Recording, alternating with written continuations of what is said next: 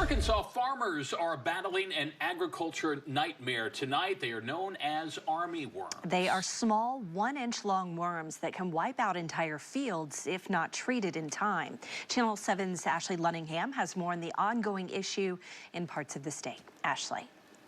Yeah, I'm standing here in a hayfield in Conway County, and take a look at what a normal, healthy hayfield is supposed to look like. Green, luscious, but just take a look just right over here, the difference that armyworms can make.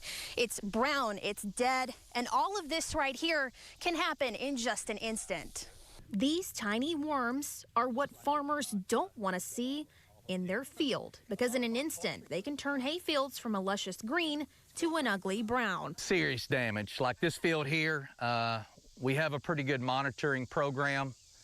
We went from Sunday to Thursday, and by the time I got out here Thursday, they had just taken half this field out. Damian Palladino says armyworms in the St. Vincent community just north of Morrilton are the worst they have seen in a few years, and they're always destructive. It's the worst we've seen. I think it's worse than 2021. If you have a large hatch and you let them go till about, for 2 weeks, they will take out a field overnight, it seems like. And they're not just here in central Arkansas. Reports are coming in from all over the state that those little worms are wreaking havoc more than in a normal year. When I start seeing that they got a special label for using an insecticide in rice down south for armyworms, I know it's going to be bad. Now it's at the point where we have all different stages of worms, seems like in every field. I know I've heard of several producers that have just been, have sprayed several times. Palladino says he's lost roughly $5,000 to armyworms this year, but as more and more fields are impacted, the people behind your food supply will suffer, and that can have a domino effect that ultimately reaches consumers. You gotta have the hay to feed the cattle.